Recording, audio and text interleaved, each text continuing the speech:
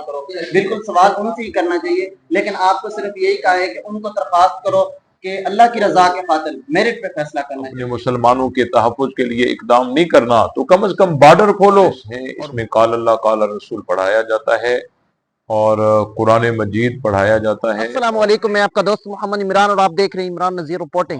آج ہم موضوع فون کے اندر موجود ہیں، عبد الجبار حیدری سے انٹرویو لیتے ہیں مدارس اور مساجد کے حوالے سے. آپ ہمارے ساتھ رہنا. او چلتے. السلام علیکم. وعلیکم السلام ورحمۃ اللہ وبرکاتہ. مولانا صاحب کی حال ہے؟ الحمدللہ، اللہ کے بڑے احسان ہیں. سب سے پہلے آپ کو بہت بہت شکریہ، آپ نے بڑا قیمتی ٹائم دیا. مولانا صاحب، آج موضوع فون کے اندر آپ ایک مدرسے کا سنگ بنیاد رکھنے آئے ہو. پاکستان میں بہت زیادہ مدارس ہیں اور ہونے بھی چاہیے. پوری دنیا میں مدارس اور مساجد کیوں ضروری ہیں؟ بسم اللہ الرحمن الرحیم. یہ جو مدارس ہیں اس میں قال اللہ قال رسول پڑھایا جاتا ہے اور قرآن مجید پڑھایا جاتا ہے اور درس نظامی کے سارے کورس کرائے جاتے ہیں جس میں نبی پاک صلی اللہ علیہ وسلم کی پوری تعلیمات ہوتی ہے.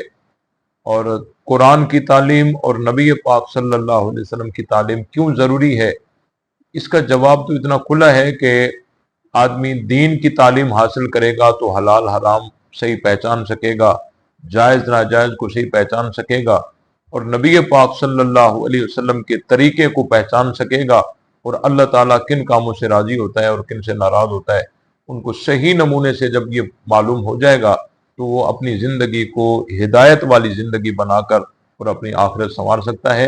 اور یہ مدارس جو ہیں ان کا بڑا کارنامہ ہے. آج جہاں بھی دین نظر آ رہا ہے اللہ تعالیٰ نے اس کو باقی رکھا ہے، لیکن اسباب مدارس کو بنایا ہے. ان مدرسے والوں نے چٹائیوں پر بیٹھ کر اور بچوں کو قرآن سکھایا، دین سکھایا. الحمدللہ ان مدارس کی بڑی خدمات ہیں. اللہ تعالیٰ ان کی خدمات کو اپنی بارگاہ میں قبول فرمائے. مولانا صاحب، فلسطین پر ظلم کی انتہا ہو چکی ہے.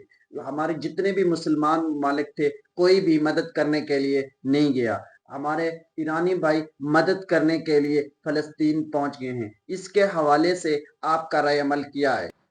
ایران نے کوئی مدد نہیں کی. ایران تو اسرائیل کے ساتھ اور امریکہ کے ساتھ اس کا گٹھ جوڑ ہے اور یہ مسلمانوں کے جو ہے آنکھوں میں دھول جھونک رہا ہے اور ایران نے کوئی حمایت نہیں کی حماس کی، فلسطین کی. آج تک اس نے کچھ بھی نہیں کیا. باقی جو مسلمان حکمران ہیں ان سے تو ہمارا بھی شکوہ ہے کہ اگر تم نے وہاں حملہ نہیں کرنا اور وہاں اپنے مسلمانوں کے تحفظ کے لیے اقدام نہیں کرنا تو کم از کم بارڈر کھولو اور مسلمانوں کو وہاں پہنچاؤ. ہم خود جا کر وہیں اپنے مسلمان بھائیوں کا دفاع کریں گے. لیکن بڑے افسوس سے کہنا پڑتا ہے کہ نہ وہ خود دفاع کرتے ہیں، نہ حملہ کرتے ہیں اسرائیل پر اور نہ ہی وہ بارڈر کھول کر عام مسلمانوں کو موقع دیتے ہیں. اللہ تعالی ہمارے حکمرانوں کو ایمانی غیرت عطا فرمائے تاکہ وہ آگے بڑھ کر اور اپنے مسلمان بھائیوں کا دفاع کر سکیں. تین بھائیوں پر ظلم کی انتہا ہو چکی ہے اور انہیں کھانے کے لیے راشن کی شدید ضرورت ہے. ہمارے جتنے بڑے علماء اور جتنے بڑے ممبر تھے کسی نے بھی آواز نہیں اٹھائی. اس کے حوالے سے یہ بتائیں کہ انہیں راشن کی شدید ضرورت ہے اور راشن کے لیے ہم چندہ اکٹھا کریں اور چندہ اکٹھا کر کے اپنے فلسطین بھائیوں تک کس طریقے سے پہنچا سکتے ہیں؟ اس میں الحمدللہ ہماری جماعت جو ہے وہ فنڈ جمع کر رہی ہے اور بہت ساری دینی جماعتیں اور بھی فنڈ جمع کر رہی ہیں اور بڑے مدارس ہیں، مفتی تقی عثمانی صاحب حفظ اللہ ہیں اور بہت ساری اور بھی جماعتیں ہیں جو فنڈ جمع کر رہی ہیں اور وہاں ان کو فنڈ پہنچایا جا رہا ہے اور اس فنڈ کے ذریعے راشن پہنچایا جا رہا ہے. تو یہ میری آپ کے توسط سے عوام سے اپیل ہے کہ آپ زیادہ سے زیادہ اس فنڈ میں حصہ لے کر اور اپنے مسلمان بھائیوں کی مدد میں اپنا حصہ ضرور ملائیں. مولانا صاحب، غریب آدمی ایم پی اے اور ایم این اے کے پاس اپنے معاملات ختم کرانے کے لیے جاتے ہیں اور وہ میرٹ پر فیصلہ نہیں کرتے. ان کو درخواست کریں کہ وہ میرٹ پر فیصلہ کریں. آپ ان سے پوچھیں نا، مجھ سے آپ پوچھتے ہیں تو میں یہ بتا دیتا ہوں کہ بھائی میرٹ پہ فیصلہ کرنا چاہیے جن جن کی جو ضروریات ہے. آج کل تو سیاست میں تو گروپ بندیاں چل رہی ہیں. اگر ایک پارٹی کا نمائندہ جیت جاتا ہے تو وہ جب جیتنے کے بعد وہ اپنی نظر میں رکھتا ہے کہ جس نے مجھے ووٹ نہیں دیا اس کی گلی بھی نہیں بنے گی، اس کا جو ہے سڑک بھی نہیں بنے گی، بجلی گیس اور مسائل حل نہیں ہوں گے، حالانکہ یہ نہیں ہونا چاہیے، اور اس کو میرٹ پر جو ہے امداد بھی کرنی چاہیے اور فیصلے بھی کرنے چاہیے۔ بہت مولانا ایک سوال آپ سے یہ تھا کہ ان کو آپ درخواست کرو کہ جو میرٹ پہ فیصلہ کریں، یہ میں نے آپ کو نہیں کہا ہے کہ جو آپ بات کر رہے ہیں نا کہ آپ مجھے نہیں اس سے سوال کرو، بالکل سوال ان سے ہی کرنا چاہیے، لیکن آپ کو صرف یہی کہا ہے کہ ان کو درخواست کرو کہ اللہ کی رضا کے خاطر میرٹ پہ فیصلہ کرنا چاہیے۔ جی ہاں، میں ان سے درخواست یہ کرتا ہوں کہ اللہ تعالیٰ نے آپ کو اقتدار دیا ہے، کسی بھی بہانے سے دیا ہے، تو آپ اپنے اقتدار میں رہ کر جب انصاف کریں گے تو اللہ تعالیٰ عوام کی دلوں میں آپ کی محبت ڈال دے گا، اور آپ پھر منتخب ہو کر آئیں گے، اور یہ تبھی ہو سکے گا جب انصاف اور عدل کے ساتھ آپ کام چلائیں گے اور میرٹ پر فیصلہ کریں گے، تو یہ آپ کے مستقبل کی حفاظت بھی ہوگی۔ اچھا مولانا صاحب، اس بار عبد الحمید خالد سے ماشاءاللہ ضلع بکر میں 15,000 ووٹ لیے، ماشاءاللہ۔ اور آپ کی اس جماعت میں اس کا کیا کردار ہے، کس طرح ہے کہ ووٹ اچھے لیے ہیں، آپ اس کیا سمجھتے؟ کیونکہ آپ کی پاکستان رائے حق کی جتنی بھی پارٹی تھی اس میں کوئی بھی ایسا علماء نہیں تھا جو جیتا ہو اس سے، کیونکہ کوئی بھی ایسا نہیں تھا، اس کے حوالے سے تھوڑا رہنمائی کریں۔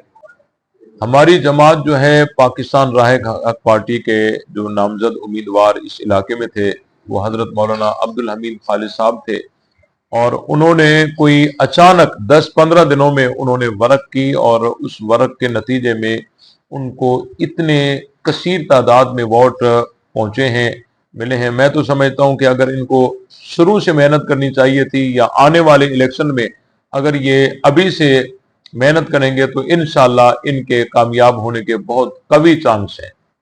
اچھا مولانا صاحب یہ بتائیں کہ معاویہ اعظم اس بار الیکشن میں حصہ کیوں نہیں لیا؟ کیونکہ پچھلی بار وہ ایم پی رہ گیا، اس نے اس بار الیکشن میں کیوں نہیں حصہ لیا؟ سب سے اور یہ ایک سوال ہے کہ پاکستان رائے حق پارٹی کے جتنے بھی عالم تھے وہ کوئی بھی جیت نہیں پایا الیکشن میں اس بار، اس کے حوالے سے آپ کا رائے عمل کیا ہے؟ بسم اللہ الرحمن الرحیم۔ معاویہ اعظم صاحب جو ہیں ہماری ایک جماعت ہے، جماعت جس کو ٹکٹ دیتی ہے وہ لڑتے ہیں، اور جماعت جب بھی جس کے لیے کہتی ہے کہ اس کو الیکشن لڑنی چاہیے وہ الیکشن لڑتا ہے، پھر دوسرے کو کہتی ہے وہ لڑے۔ اس دفعہ معاویہ اعظم صاحب کو اگر جماعت نے جو ہے الیکشن سے روکا، اس لیے وہ رک گئے ہیں، اور انشاءاللہ آنے والے وقت میں جو جیسے جماعت فیصلہ کرے گی اسی طرح ہوگا۔ نسل آ رہی ہے ینگ، ان کو کیا ہے، کوئی یونیورسٹیوں میں اسکولوں میں پڑھ رہے ہیں، یہ حکومت کو آپ کیا پیغام دینا چاہتے ہیں کہ قرآن والی تعلیم اسکولوں میں لا کے آنی چاہیے یا مدرسوں میں پہلے بچوں کو پڑھنا چاہیے؟ ان کو ماں باپ کو کیا پیغام دینا چاہتے ہیں جو یونیورسٹیوں کے جس کے بچے پڑھتے ہیں؟ میں ان سے یہ گزارش کرنا چاہتا ہوں کہ آپ کے بچے جو کالجوں میں اور یونیورسٹیوں میں پڑھتے ہیں یہ بہت اچھی بات ہے، لیکن اس کے ساتھ ساتھ دین کی تعلیم حاصل کرنا یہ بہت ضروری ہے۔ آپ اپنے بچوں کو کالج میں داخل کر دیتے ہیں، یونیورسٹی میں داخل کر دیتے ہیں، لیکن یہ تمام جو علوم ہیں ان کو پڑھنے کے بعد جب موت کا جھٹکا آتا ہے تو یہ سارے علوم دفن ہو جاتے ہیں، لیکن دین کی تعلیم اس کا تعلق جو ہے وہ دنیا کے ساتھ ساتھ آخرت کے ساتھ بھی ہے۔ تو میں ان سے گزارش کرتا ہوں کہ جتنا ہم کالج اور یونیورسٹی کی تعلیم پر توجہ دیتے ہیں تو ہمیں اس سے بڑھ کر قرآن اور نبی پاک صلی اللہ علیہ وسلم کی سنت والی جو تعلیم ہے اس پر بھی توجہ دینے چاہیے، اور ہم اپنے بچوں کو ان سے جو ہے روشناس کرائیں، تبھی جا کر ان کی آخرت سنورے گی اور آخرت میں ان کو کوئی پریشانی لاحق نہیں ہوگی۔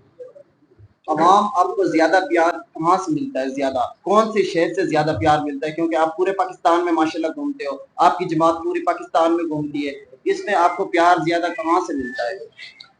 الحمدللہ ہماری جماعت ناموس صحابہ کا تحفظ چاہتی ہے اور وہ کرتی بھی ہے۔ ہمارے کارکنان ماشاءاللہ بڑے بے لوث ہیں اور بڑی جواں مردی کے ساتھ ہر شہر میں جہاں جہاں بھی ہماری جماعت ہے وہ بڑی جرت کے ساتھ دفاع صحابہ کا کام کر رہی ہے، اور ہم پورے پاکستان میں جاتے ہیں اور الحمدللہ پورے پاکستان سے ہماری جماعت جو ہے وہ صحابہ کے تحفظ کی وجہ سے وہ ہمارے ساتھ بہت محبت کرتی ہے، بہت پیار کرتی ہے، اور ہمارے دلوں میں بھی ان کے لیے بہت محبت ہے، پیار ہے۔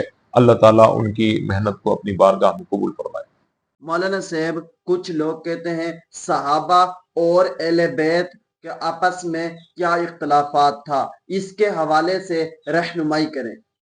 बिस्मिल्लाहिर्रहमानिर्रहीम। सहाबा इकराम और अहले बैत अतहार रिजवानुल्लाह ताला अलैहिम अजमईन, इनका आपस में कोई इख्तलाफ नहीं था। आपस में इनकी मोहब्बत थी, प्यार था। और ये ऐसा मौक़िफ़ है कि इसकी तायद अल्लाह ताला का कुरान करता है। मुहम्मदुर रसूलुल्लाह वल्लज़ीना मअहू अशिद्दाउ अलल कुफ़ारि रुहमाउ बैनहुम। कुरान जिस मौक़िफ़ की तायद करता है वो मौक़िफ़ ये है कि सहाबा का अहले बैत के साथ प्यार था और अहले बैत का सहाबा से प्यार था। जो इख्तिलाफ की बात करते हैं ये कुरान के टक्कर में है, और कुरान के टक्कर में जो भी रिवायत हो, जो किस्सा कहानी हो, सारी मरदूद है। भाई इससे बड़ी मोहब्बत की और क्या दलील हो सकती है कि बेटा अली का है नाम अबू बकर है, बेटा अली का है नाम उमर है, बेटी अली की है जौजा उमर की है, बेटा अली का है नाम उस्मान है, घर उस्मान का है, पहरा हुसैन का है। अच्छा मौलाना साहब, शेर हैदरी, आपके क्या लगता है? आप भी हैदरी हैं, अब्दुल जब्बार हैदरी हैं और वो भी अली शेर हैदरी, आपका क्या लगता था?